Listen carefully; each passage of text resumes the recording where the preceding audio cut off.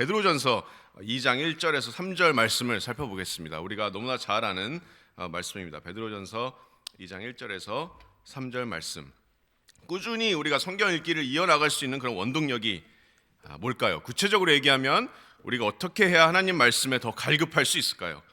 그래서 오늘 본문인 베드로전서 2장 1절에서 3절 말씀이 이 질문에 대한 답을 우리에게 제시해 줍니다. 제가 우리 말씀을 먼저 읽도록 하겠습니다. 베드로전서 2장 1절에서 3절 말씀입니다. 그러므로 모든 악독과 모든 기만과 외식과 시기와 모든 비방하는 말을 버리고 갓난 아기들 같이 순전하고 신령한 젖을 사모하라. 이는 그로 말미암아 너희로 구원에 이르도록 자라게 하려 함이라. 너희가 주의 인자하심을 맛보았으면 그리하라. 아멘. 자, 사도 베드로는 지금 이제 박해를 받아서 흩어져 있는 그리스도인들에게 그들이 받은 그 위대한 구원, 또 그로 말미암는 산 소망이 어떤 것인지 계속해서 상기시켜 줍니다. 그리고 이제 베드로전서 1장 13절부터는 그러므로 너희가 그런 산 소망을 가졌으니 너희 사욕을 따르지 말고 너희를 부르신 거룩한 이를 따라서 너희도 거룩하라. 모든 행실에 거룩할 것을 계속해서 말씀합니다. 그래서 오늘 본문 말씀도 베드로의 너희도 거룩하라. 하나님이 거룩하신 것처럼 너희도 거룩하라라는 그 권면의 문맥 가운데 있습니다. 자, 너희가 거룩한 삶, 성화의 삶, 그리스도를 닮아가는 삶을 추구하기 위해서는 계속해서 하나님의 말씀을 열망해야 된다. 그래서 오늘 본문의 어떤 중심 구절은 바로 2절 말씀입니다. 자, 1절에서 3절 사이에 유일한 그 주 동사가 이 2절에 있습니다. 그 동사가 뭡니까? 2절에 있는데 바로 사모하라입니다. 사모하라. 갓난 아기들 같이 순전하고 신령한 젖을 사모하라. 자, 그럼 아까 질문으로 돌아가서 그럼 우리가 어떻게 해야지 하나님의 말씀을 더 갈급할 수 있을까요? 어떻게 해야지 우리가 성경 읽기를 꾸준히 이어나갈 수 있을까요? 자, 그 대답이 세 구절 안에 있습니다. 그래서 베드로는 이 세 구절을 통해서 우리가 하나님 말씀을 더 갈급할 수 있는 그런 세 가지의 어떤 지침을 우리에게 제시해 줍니다. 첫 번째 지침은 바로 버려라입니다. 버려라. 너희의 죄를 버려라. 1절 말씀이고 두 번째는 깨달아라. 너희의 필요를 깨달아라. 그리고 마지막으로는 기억하라. 너희의 구원자를 기억하라. 그래서 이 세 가지 지침을 통해서 우리가 말씀을 더 간절히 사모하고 또 묵상함으로써 우리 구원자이신 예수 그리스도를 더 닮아가고 더 사랑하고 그러므로 더 순종하고 그러므로 더 죄와 멀어지고 그래서 우리 예수님을 더욱 닮아가는 그런 삶으로 성령께서 이끌어 주시기를 소망합니다. 첫 번째 하나님의 말씀입니다. 1절 베드로의 첫 번째 지침은 바로 버려라입니다. 버려라. 너희의 죄를 버려라. 1절 말씀에 그러므로 모든 악독과 모든 기만과 외식과 시기와 모든 비방하는 말을 버리고. 여기서 그러므로는 바로 전장, 1장의 하반부의 문단을 이제 간결하게 상기시켜 줍니다. 자, 하나님의 말씀의 능력, 그 세세토록 떨어지지 않는 하나님의 말씀으로 너희는 거듭나서 새 피조물이 되었으니 그러므로 버려라 합니다. 그러므로. 자, 문자적으로는 옷을 벗다라는 그런 의미입니다. 이 단어는 에베소서에서도 바울이 비유적으로 옛사람을 벗어버려라라는 이제 표현으로 새 사람을 입으라라는 그런 표현을 할 때도 쓰이기도 했습니다. 다시 말해서 벗어버려라, 던져버려라, 제거해라 이 말입니다. 뭐를 버립니까? 죄를 버려라.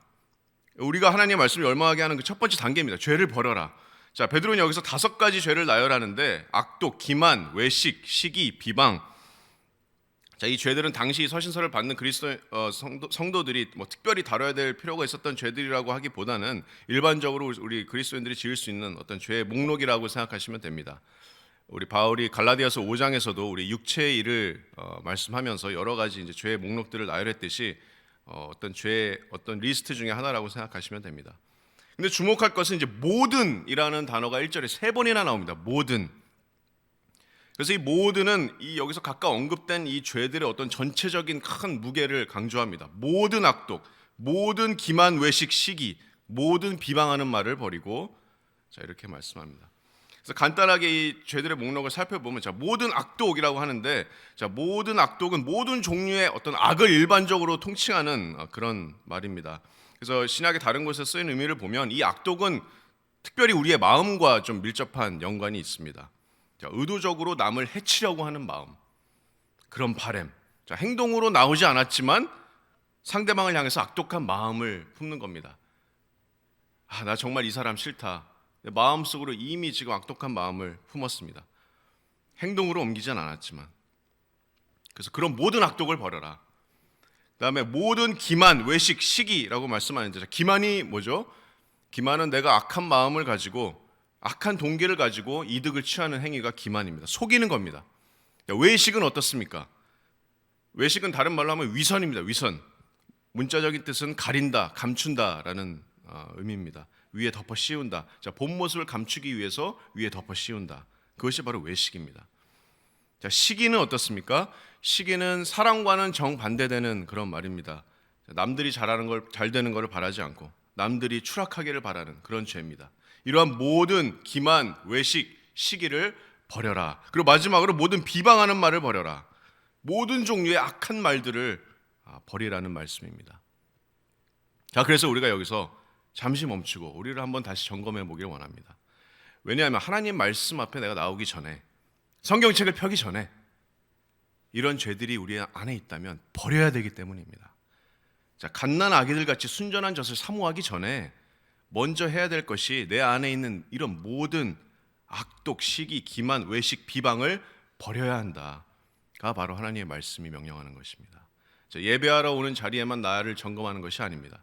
주의 만찬에 나올 때만 나를 점검하는 것이 아닙니다. 여기 베드로는 성경 말씀 앞에 나오기 전에 나의 죄를 점검해야 된다, 이렇게 말씀하고 있습니다. 왜냐하면 이렇게 구원받기 전에 어떤 나의 옛사람의 어떤 죄의 습성들이 계속해서 나타나고 있고, 이런 것들을 버리지 않고 말씀 앞에 나온다면 말씀을 향한 우리의 열망이나 묵상이나 어떤 영적인 성장이 가로막히게 될 것이기 때문입니다. 그래서 한번 우리가 생각해 보길 원해요. 우리 마음속에 형제 자매나 혹은 믿지 않는 직장 동료나 친구나 가족들에게 악독을 품고 있는지, 시기하는 마음이 있는지, 아니면 내 마음은 전혀 그렇지 않은데 위선으로 감추는 것이 있는지, 아니면 온갖 비방하는 말들이 내 삶 가운데 있는지, 집에서 배우자들이나 자녀들에게, 아니면 밖에서 길거리에서 마트나 음식점에서 요즘엔 인터넷에서 익명상에서 어떤 비방하는 말들이 있었는지 한번 생각해 보시기 바랍니다. 그리고 만약 그런 죄들이 있다면 오늘 당장 그 죄들을 버리시기 바랍니다. 그것이 하나님 말씀이 제시하는 첫 번째 지침입니다. 너희의 죄를 버려라.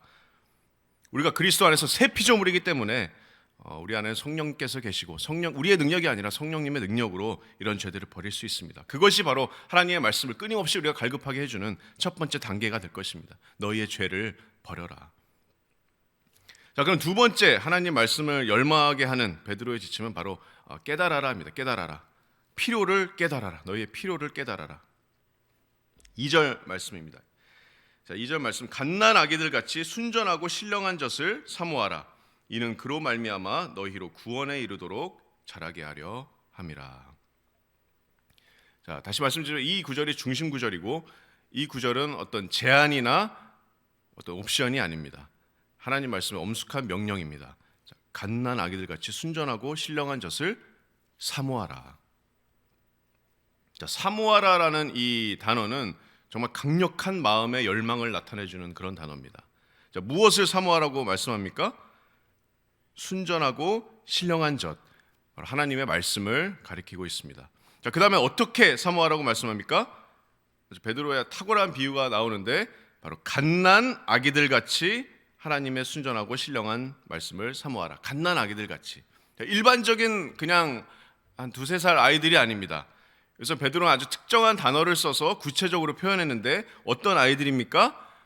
바로 갓난 아기들, 지금 막 분만실에서 나온 아이들, 지금 인큐베이터에 있는 아기들, 갓난 아기들 같이 하나님의 말씀을 사모하라.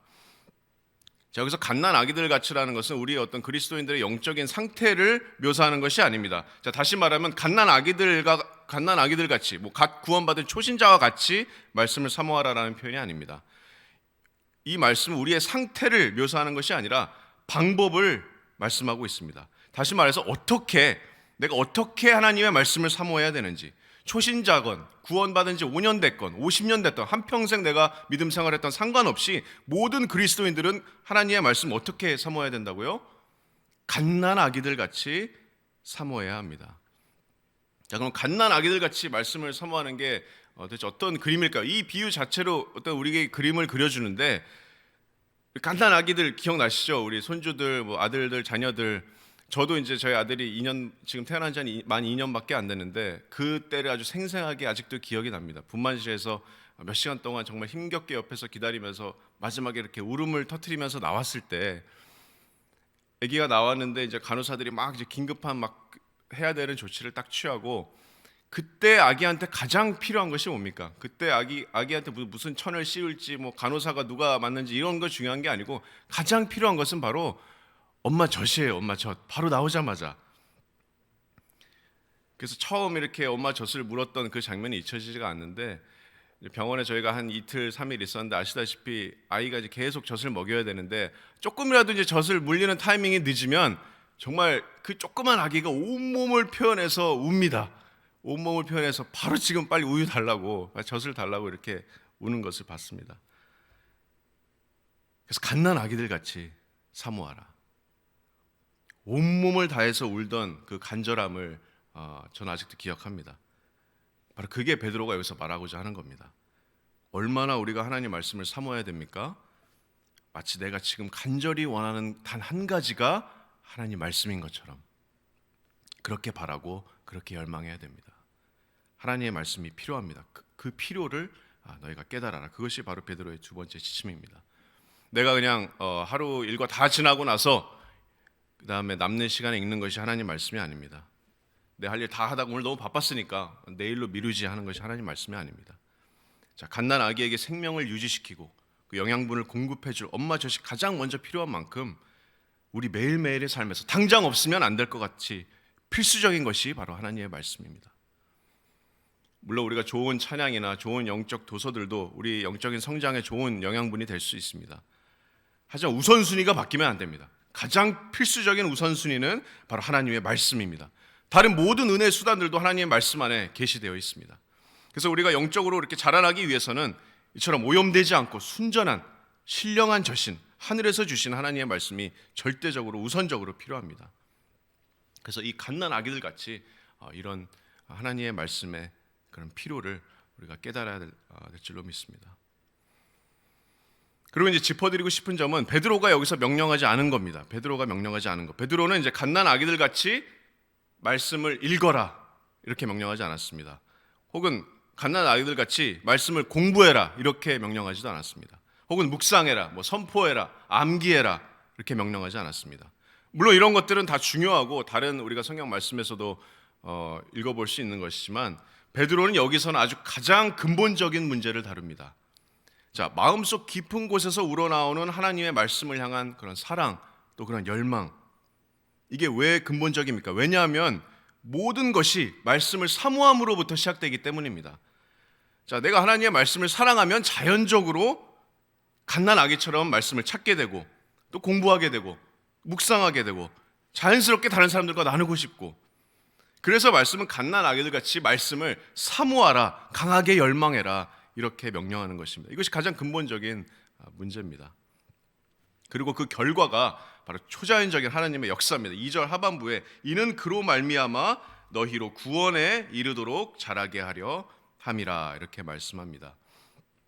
여기서 이제 구원은 베드로전서 1장 5절에도 이제 구원이라는 말씀이 쓰였는데, 우리가 이제 믿고 예수님을 영접하고 거듭난다는 의미가 아니라 마지막 영화롭게 되는 그런 구원의 완성을 의미합니다.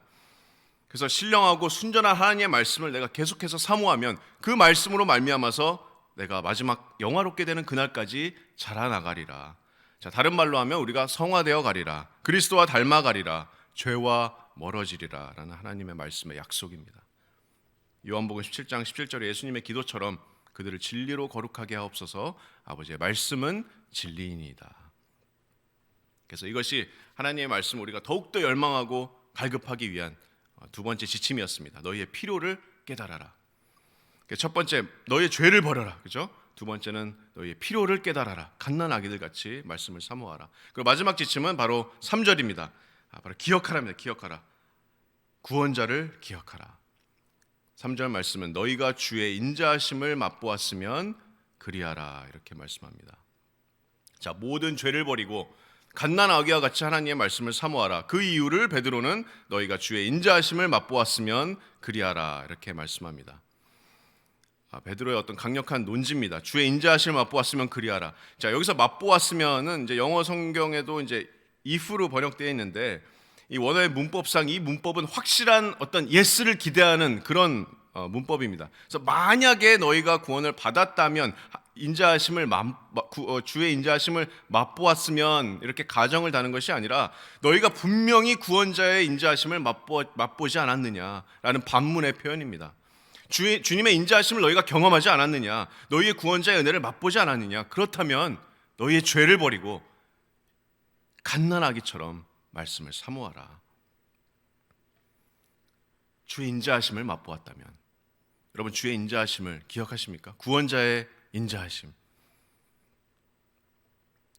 우리가 잘 아는 찬양, 그 은혜 아니면이라는 찬양이 있는데 그 가사를 제가 잠깐 읽겠습니다. 그 가사 이런 가사가 있는데 어둠 속 헤매이던 내 영혼 갈 길 몰라 방황할 때 주의 십자가 영광이 그 빛이 나를 향해 비추어 주셨네. 주홍빛보다 더 붉은 내 죄 그리스도의 피로 씻기어 완전한 사랑 주님의 은혜로 새 생명 주께 얻었네. 은혜 아니면 나 서지 못하네. 십자가의 그 사랑 놀라운 사랑 그 은혜 아니면 그 능력 아니면 나 서지 못하네.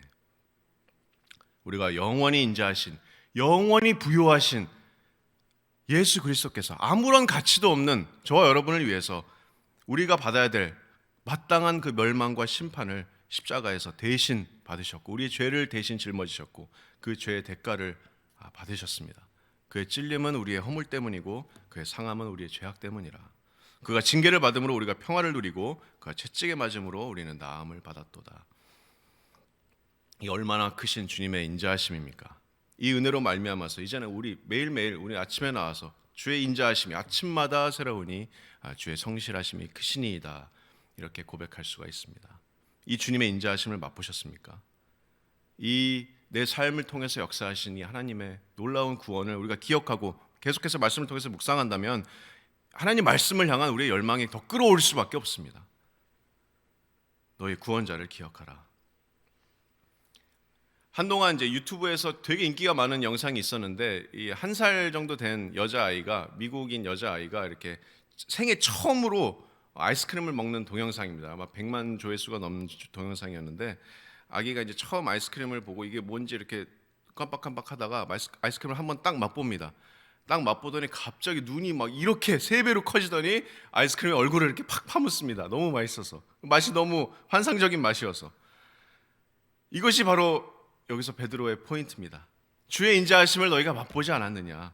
그 인자하심이 얼마나 선하다는 것을 너희가 맛보았다면 어떻게 그리스도를 더 원하지 않을 수가 있느냐. 어떻게 그리스도의 말씀을 더 원하지 않을 수 있는가. 영상 속의 그 아기와 같이 정말 눈을 크게 뜨고 붙잡고 하나님 말씀의 얼굴을 파묻어야 되지 않느냐. 여러분의 구원자를 기억하십시오. 이것이 말씀이 우리에게 말씀해 주는 것입니다. 그러니까 지금까지 우리가 베드로전서 말씀을 통해서 어떻게 하면 하나님 말씀을 더 간절히 열망할 수 있을지 3가지 지침을 살펴봤습니다. 첫 번째는 우리의 죄를 버려야 되는 것, 옛사람의 낡은 습관을 버리고 하나님 말씀 앞에 나오는 것. 두 번째 지침은 바로 우리의 필요를 깨닫는 것. 정말 우리가 정말 지금 당장 필요한 간절한 그 한 가지가 바로 하나님의 말씀, 갓난 아기처럼 하나님의 말씀을 사모하는 것. 그리고 마지막은 우리의 구원자의 그 인자하심을 기억하는 것, 우리의 구원의 은혜를 기억하는 것. 이 3가지 지침이 우리가 올해 하나님의 말씀을 더욱더 갈급하고 말씀을 사모하는 그런 마음을 일으켜줄 성경 읽기를 꾸준히 할 수 있는 그런 원동력과 그런 동기가 되기를 소망합니다. 마지막으로 중요한 것은 우리가 성경을 읽고 말씀을 공부하는 것 자체가 우리가 목표가 돼서는 안 된다는 겁니다. 우리가 성경을 공부하고 읽고 또 묵상하는 것은 우리가 최종 목표로 가는 수단입니다. 최종 목표가 뭡니까? 바로 우리 주님을 더욱더 알아가는 것입니다. 말씀을 통해서. 그게 최종 목표입니다. 그래서 말씀을 통해서 우리에게 말씀하신 우리 주 예수 그리스도를 간절히 우리가 사모하기를 원합니다. 그래서 우리가 주님을 알기 원하는 그 간절한 사모함으로 하나님의 말씀 안에서 우리가 풍성히 거할 때 주님께서 우리의 영혼을 그분 자신으로 꽉 채워주실 줄로 믿습니다. 그래서 우리의 소망과 또 우리의 예배와 또 우리의 기쁨이 우리 삶 가운데서 넘치고 또 풍성해질 줄로 믿습니다. 기도하겠습니다.